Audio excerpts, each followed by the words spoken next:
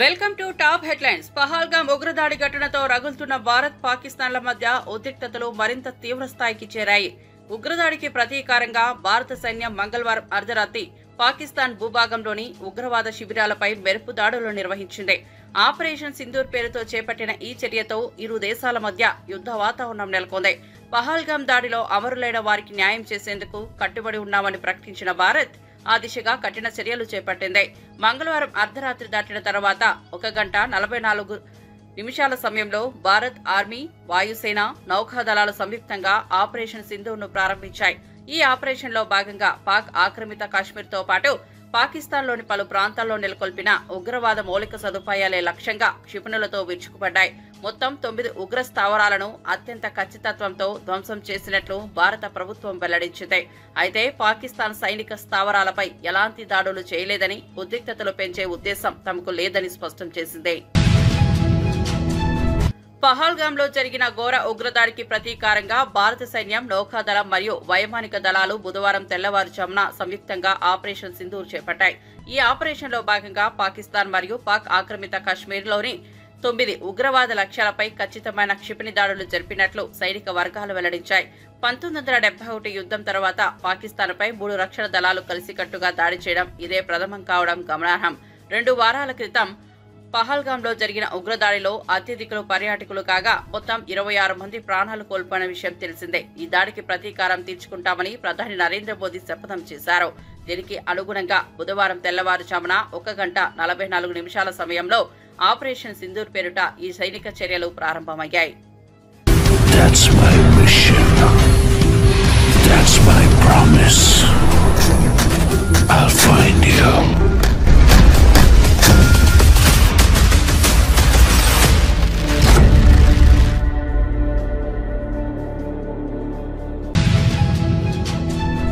పాకిస్తాన్పై భారత్ చేపట్టిన సైనిక చర్య పట్ల ఐక్యరాజ్యసమితి సెక్రటరీ జనరల్ ఆంటోనియో గుటెరస్ తీవ్ర ఆందోళన వ్యక్తం చేశారు. ఇరు దేశాల మధ్య సైనిక ఘర్షణను ప్రపంచం భరించలేనిదని, ఇరు పక్షాలు అత్యంత సంయమనం పాటించాలని ఆయన పిలుపునిచ్చినట్లు ఆయన ప్రతినిధి స్టీఫెన్ డుజారిక్ తెలిపారు.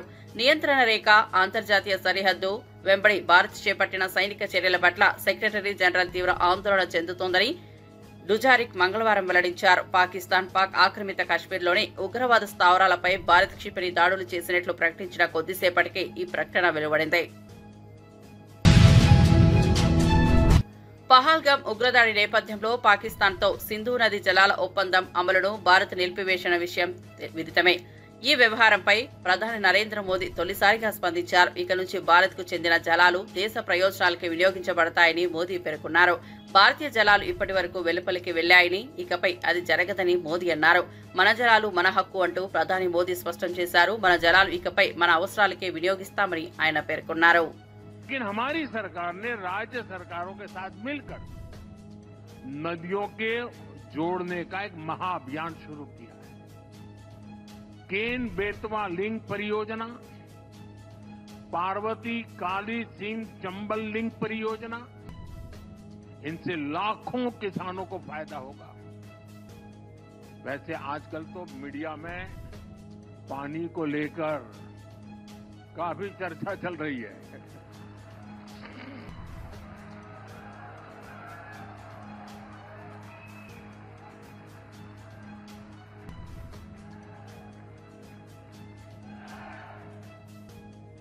बहुत जल्दी समझ जाते हैं।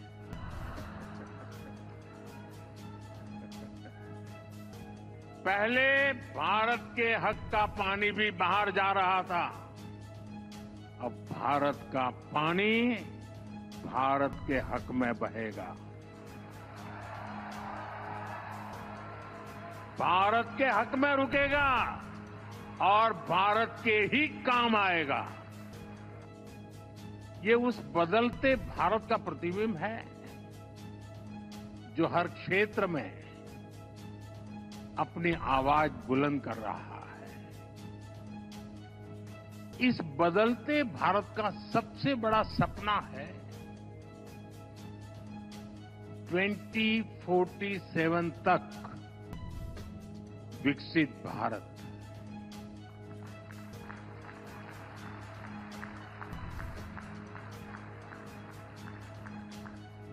देश के पास सामर्थ्य है, देश के पास संसाधन है और देश के पास इच्छा शक्ति भी है। स्वामी विवेकानंद जी कहते थे, उठो जागो और तब तक नहीं रुको जब तक अपना लक्ष्य प्राप्त न कर लो। आज वही भावना मैं हर देशवासी में देख रहा हूं। विकसित भारत के लक्ष्य की प्राप्ति में ఆంధ్రప్రదేశ్ ముఖ్యమంత్రి నారా చంద్రబాబు నాయుడు దేవాదాయ శాఖపై నిర్వహించిన సమీక్షలో అధికారులకు పలు కీలక ఆదేశాలు జారీ చేశారు. రాష్ట్ర సచివాలయంలో దేవాదాయ శాఖ మంత్రి ఆనం రామనారాయణ రెడ్డితో కలిసి ఆయన ఆ శాఖ అధికారులతో సమీక్ష నిర్వహించారు. ఈ సందర్భంగా అన్ని నియోజకవర్గాల్లో కొత్త ఆలయ నిర్మాణానికి టీటీడీ ఏర్పాట్లు చేస్తున్న బాలాజీ ఆలయ నిర్మాణ నిధి నుంచి సహాయం తీసుకోవాలని సూచించారు. ప్రధాన ముఖ్య ఆలయాల్లో అభివృద్ధి పనులు చేపట్టేందుకు మాస్టర్ ప్లాన్లు సిద్ధం చేయాలని, అవి ఆగమ శాస్త్రానికి అనుగుణంగా ఉండాలని ఆదేశించారు. రాబోయే రోజుల్లో మరో 15 ముఖ్య ఆలయాల్లో అన్నప్రసాద వితరణను అమలు చేయాలని చెప్పారు. దేవాలయాల భూములు ఆక్రమణకు గురి కాకుండా చూడాలని, వాణిజ్య సంస్థలకు లీజుకు ఇచ్చేందుకు వీలుగా కమిటీని ఏర్పాటు చేసి సమగ్ర విధానాన్ని తీసుకురావాలని, తద్వారా వచ్చే ఆదాయాన్ని ఆయా ఆలయాల అభివృద్ధికి వినియోగించాలని ఆదేశించారు. రాష్ట్రంలో ఎలక్ట్రానిక్ రంగం అభివృద్ధి లక్ష్యంగా ఆంధ్రప్రదేశ్ ప్రభుత్వం కీలక నిర్ణయం తీసుకుంది. నూతన ఎలక్ట్రానిక్ ఉత్పత్తి విధానానికి సంబంధించిన మార్గదర్శకాలను జారీ చేసింది. ఈ పాలసీ ద్వారా 4.2 లక్షల కోట్ల విలువైన ఎలక్ట్రానిక్స్ ఉత్పత్తులను రాష్ట్రంలో తయారు చేయాలని, అలాగే $10 బిలియన్ పెట్టుబడులను ఆకర్షించాలని లక్ష్యంగా నిర్దేశించుకున్నట్లు ప్రభుత్వం వెల్లడించింది.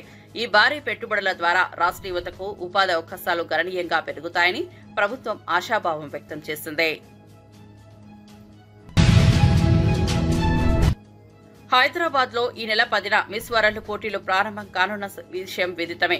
ఈ సందర్భంగా నిర్వహించిన మీడియా సమావేశంలో నటుడు సోను సూద్ ఈ అందాల పోటీలపై కీలక వ్యాఖ్యలు చేశారు. ఇవి కేవలం అందాల పోటీలు మాత్రమే కావని, వీటిలో ఒక మంచి లక్ష్యం దాగి ఉందని సోను సూద్ అన్నారు. మిస్ వరల్డ్ పోటీల కోసం తెలంగాణ ప్రభుత్వం అద్భుతమైన ఏర్పాట్లు చేసిందని ఆయన ప్రశంసించారు.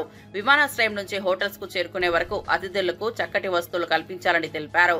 రానున్న 25 రోజులు ఎంతో ప్రత్యేకమని సోను సూద్ పేర్కొన్నారు. మిస్ వరల్డ్ పోటీలను తెలంగాణ ప్రభుత్వం కంటే గొప్పగా మరొకరు నిర్వహించలేదని నిరూపించాలని సోను సూద్ ఆకాంక్షించారు. I can't put in words.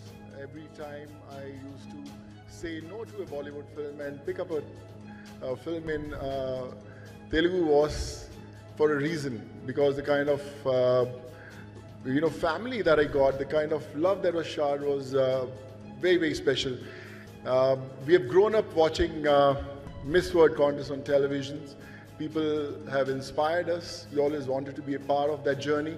And today when I share this stage with such dignitaries and making me a part of this beautiful journey, so thank you so much, sir. Thank you so much.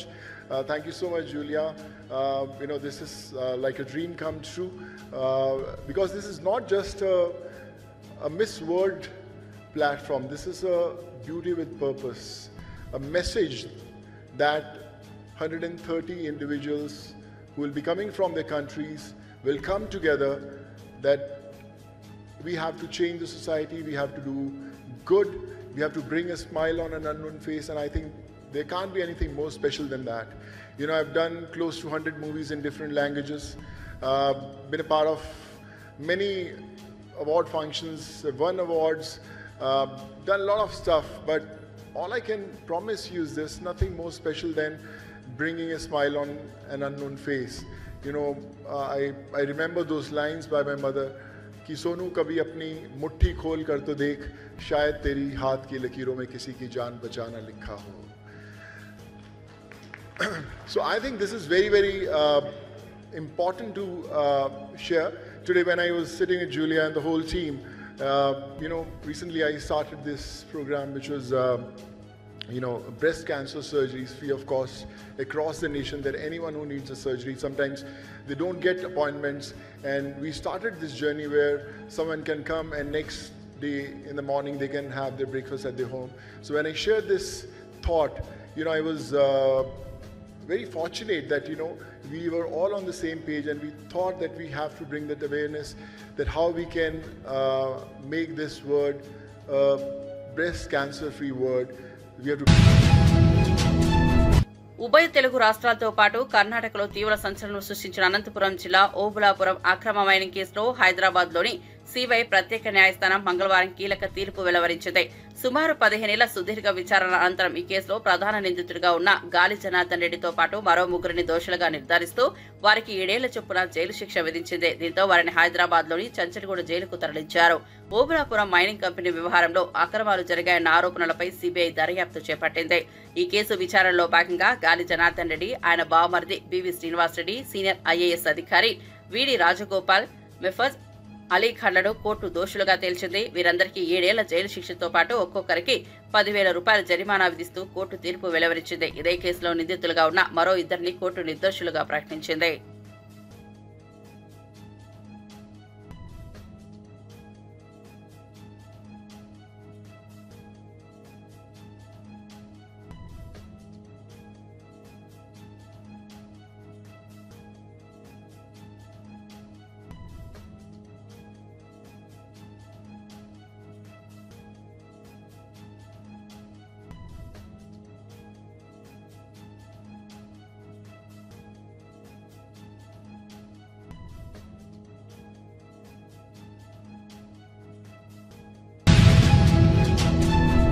రేపటి నుంచే కొత్త ration కార్డుల దరఖాస్తులను స్వీకరించనున్నట్లు మంత్రి నాదెండ్ల మనోహర్ ప్రకటించారు. కొత్త కార్డుల రిజిస్ట్రేషన్తో పాటు ఇప్పటికే ఉన్న కార్డులో మార్పులు, చేర్పులు, చిరునామా మార్పులు కూడా చేసుకోవచ్చని తెలిపారు. ప్రజలకు మరింత సౌకర్యంగా ఉండేలా ప్రభుత్వం చర్యలు తీసుకుంటోందని పేర్కొన్నారు. ముఖ్యంగా నిజమైన హక్కుదారులకు రేషన్ లబ్ధి అందేందుకు డిజిటల్ ప్రక్రియలో పారదర్శకతకు ప్రాధాన్యమిస్తామని నాదెండ్ల స్పష్టం చేశారు.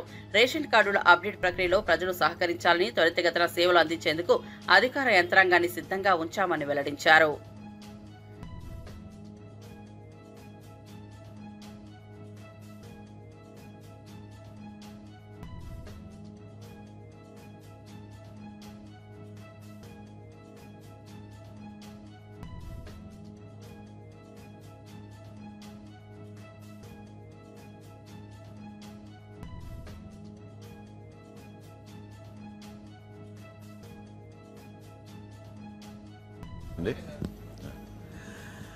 అందరి నమస్కారం అండి.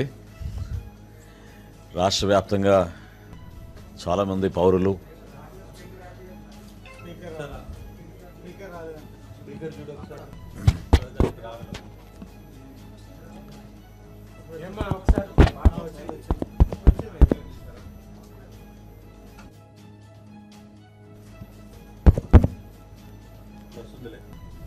ఆన్ చేయడం మర్చిపోయారు.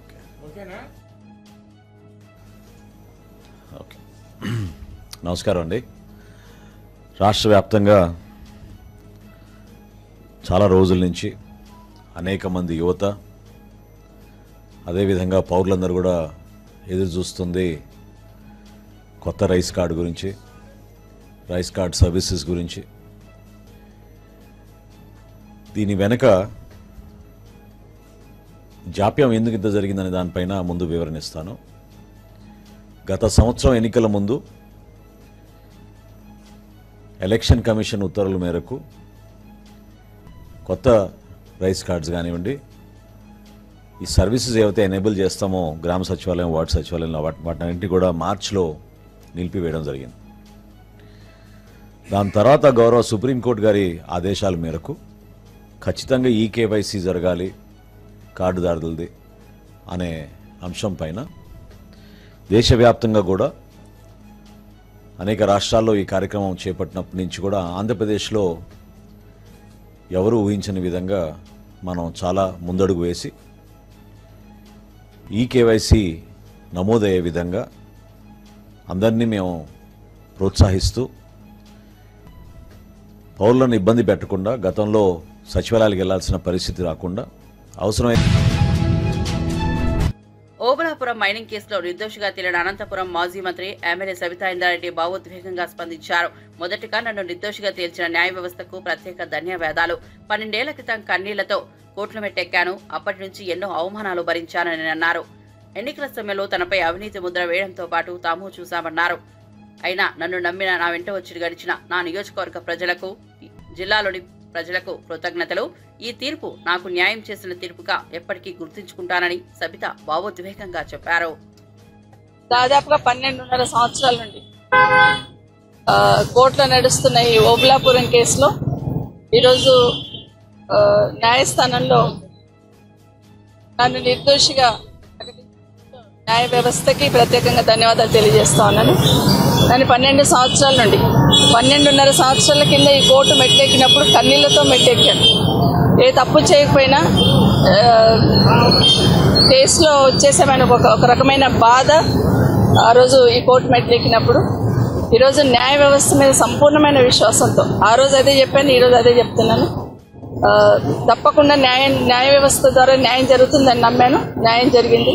కానీ 12.5 సంవత్సరాలు నేను పడ్డ అవమానాలు, 12.5 సంవత్సరాలు ఏ ఎన్నికలు వచ్చినా ప్రతిపక్షంలో ఉన్న వాళ్ళు అవినీతి పరురాలని, కేసులో ఉందని, జైలు పోతారని రకరకాల ప్రచారాలు చేసి మాట్లాడుతున్న సందర్భంలో ఎంతో బాధపడ్డాను.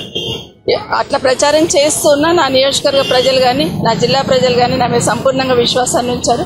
నా నియోజకవర్గ ప్రజలైతే ఎవరు ఎన్ని రకాలుగా మాట్లాడినా ఈ కేసులను ముందు పెట్టి రాజకీయంలో ప్రచారం చేసినా కూడా నమ్మకుండా నన్ను గెలిపించున్నారు. నా నియోజకవర్గ ప్రజలకు కానీ, నా జిల్లా ప్రజలకు కానీ ఈ 12.5 సంవత్సరాలు నాతో పాటు వెన్నంటుండి ధైర్యాన్ని ఇచ్చిన అందరికీ కూడా ప్రత్యేకంగా ధన్యవాదాలు తెలియజేస్తున్నాను.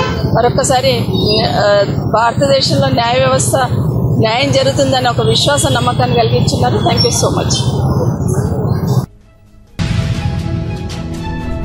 బీఆర్ఎస్ వర్కింగ్ ప్రెసిడెంట్ కేటీఆర్ పై కాంగ్రెస్ ఎంపీ చామల కిరణ్ కుమార్ రెడ్డి తీవ్రంగా విరుచుకుపడ్డారు. జిమ్ లో కేటీఆర్ కు తగిలిన దెబ్బ నడుము కాదు మెడకే అంటూ తీవ్ర సెటైర్లు వేశారు. ఆర్టీసీ సమ్మె విషయంలో సీఎం రేవంత్ రెడ్డి మంచి మనసుతో మాట్లాడితే కేటీఆర్ మాత్రం ప్రజలను తప్పుదోవ పట్టించే విధంగా వ్యాఖ్యలు చేస్తున్నారని విమర్శించారు.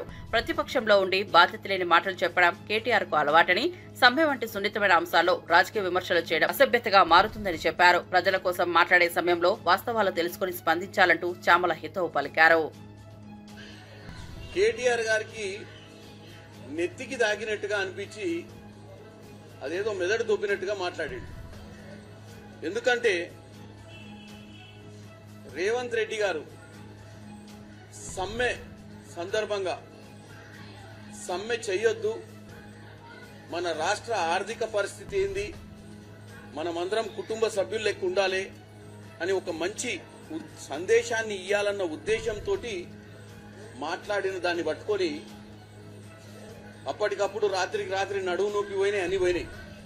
ఎట్టి పరిస్థితిలో దొరికిండి ఏదైనా వేయాల్సిందే, తెలంగాణ ప్రజల ముందు విలన్గా నిలబెట్టాలి, దేశం ముందు తెలంగాణ ఆర్థిక పరిస్థితి బాలేదని ఒప్పుకున్నటువంటి రేవంత్ రెడ్డికి పాలన చేత కాదని, కాడ పడేసిండని, ఇక చూసిరాకి ఇట్లనే ఉంటుంది, ఢిల్లీ ఉన్న పార్టీలకు అధికారం ఇస్తే అని చెప్పి రాత్రికి అప్పటికప్పుడు ట్యూన్ అయ్యి ఆయన మాట్లాడిన దాన్ని పట్టుకొని వచ్చి తెలంగాణ ప్రజలను తప్పుదో పట్టించే ప్రయత్నం చేస్తుంది. మీ అందరికీ తెలిసిందే, రాష్ట్రం మిగులు రాష్ట్రంగా వచ్చిన తెలంగాణలో 10 సంవత్సరాలు అధికారం చెలాయించింది వాళ్ళు. ఈరోజు సమ్మెలు జరుగుతుంటే సమ్మెల విషయంలో సమ్మె జరగొద్దు, రాష్ట్రాన్ని అందరం కలిసి బాగు చేసుకోవాల్సిన అవసరం వచ్చింది అన్న విషయాన్ని రేవంత్ రెడ్డి గారు చెప్పే ప్రయత్నం చేసింది. గతంలో మీరు చూసినట్టయితే వాళ్ళ హయాంలో కూడా మీరు చూస్తే ఇక్కడ పేపర్ చూపిస్తున్నాం, బస్సు బంద్ 2019 52 రోజులు సమ్మె నడిచింది. ఏ రోజు ఆ రోజున్న ముఖ్యమంత్రి చర్చలకు రాలే, ఏ రోజు ఆ రోజున్న ముఖ్యమంత్రి సమ్మెలు విరమింపజేయాలి, సమ్మె మొదలు కాకముందే పరిష్కారం చేయాలన్న ఆలోచన లేకుండే. ఎవడాడు ఎందుకు సమ్మె, ఆయనకి దిక్క బుద్ధి లేదా, శరం లేదా, 317 జీవో ఏంది, అవులాగాన్లా తలదిక్కన కొడుకులా అని అమ్మ నా బూతులు తిట్టినటువంటి వ్యక్తి కేసీఆర్ గారు. మీకు ఆ వీడియో కూడా ఒక 2 నిమిషాలు వినిపిస్తా. ఎందుకంటే ఆయన వాళ్ళ నాయన చాలా మహానుభావుడు, వేరే వాళ్ళకి ఏం రాజకీయం తెలియదు, వీళ్ళకే రాజకీయం తెలిసినట్టుగా ఈరోజు చెప్పే ప్రయత్నం చేస్తుంది.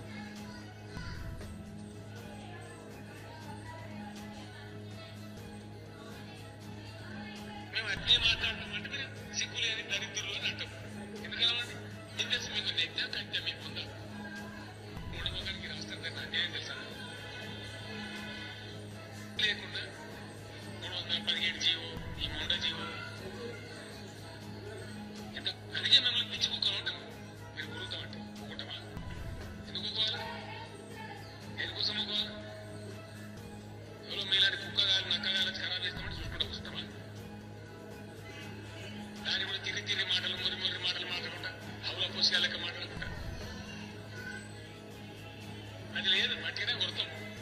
వాళ్ళంతా సోషల్ మీడియాలో అన్ని అవతారాలు ప్రచారం చేస్తుంది. ఇదా ఒక్కటన్నా వాళ్ళకి సిగ్గు శరవని ఉందా? ఇంత సిగ్గులేని దరిద్రులు అంటే హిందీలో పెట్టిన పోస్టులు ఉత్తర భారతంలో ఎలక్షన్ జరుగుతుంది కదా. ఈ దేశానికి వచ్చిన కుక్క మూతి పిండమేది. కేసీఆర్ నిజంగా సత్తా ఉన్న నాయకుడైతే అసెంబ్లీకి ఎందుకు రారని మంత్రి సీతక్క ప్రశ్నించారు. మీటింగులకు వచ్చే అధికారంపై విమర్శలు చేసే ఆయన అసెంబ్లీకి మాత్రం రావడం లేదని మండిపడ్డారు. కేసీఆర్ ఇంకా దొరభవన్తో భావిస్తూ ఫామ్ హౌస్ కే పరిపాలనా కేంద్రంగా భావిస్తున్నాడంటూ సెటైర్లు వేశారు. బాధ్యత గల ప్రతిపక్ష నేతగా ప్రభుత్వానికి సూచనలు ఇవ్వకుండా అవాకులు చవాకులు పెళ్లడమే పడైందని విమర్శించారు. 10 ఏళ్లలో కేసీఆర్ ఎన్ని ఉద్యోగాలు ఇచ్చారు? మేమైతే ఏడాదిలోనే 60,000 ఉద్యోగాలు కల్పించామని స్పష్టం చేశారు. రాష్ట్ర ఆర్థిక పరిస్థితిపై నిజం చెప్పడమే తప్ప అంటూ సీతక్క ప్రశ్నించారు. అనేది వచ్చింది.